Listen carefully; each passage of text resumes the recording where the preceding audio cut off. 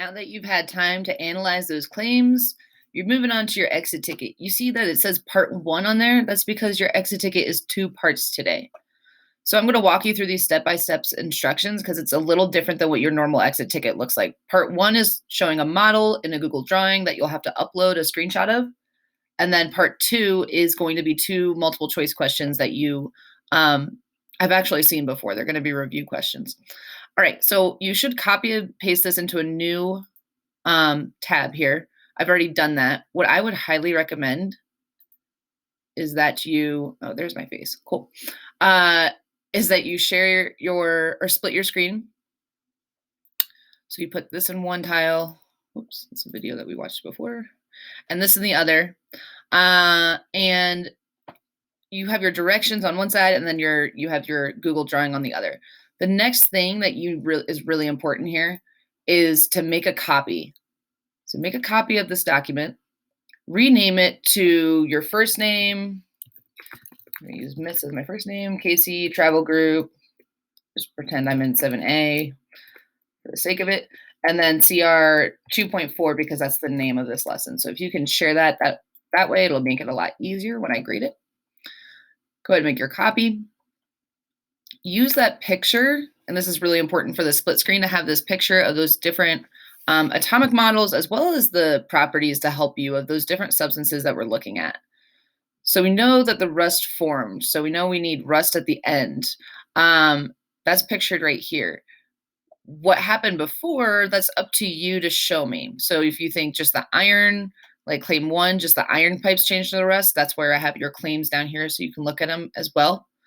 Then maybe you are going to draw just an iron atom and then rust at the end. But let's show you how to insert shapes.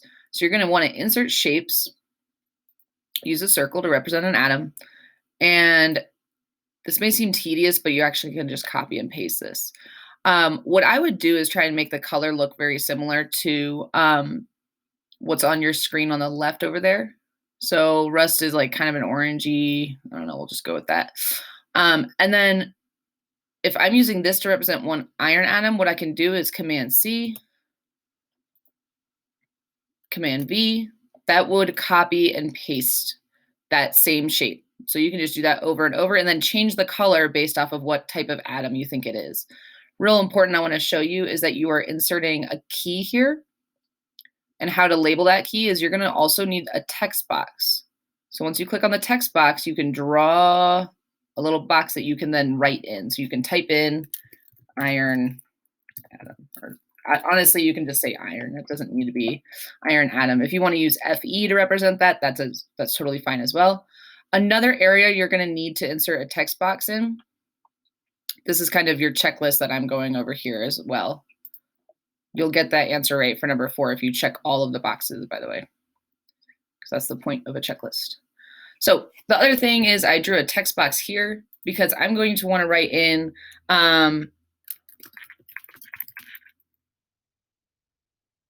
like, I know that the iron pipes and fertilizer changed into rust because, and then you need to finish that sentence. All right, but you're giving me some sort of written explanation during the change. So just you're following these directions are also on your Google form. Then you'll take a screenshot. That is Command Shift 4 is usually a good way to do that. And just draw this. That will make, on my computer, makes a little clicky sound.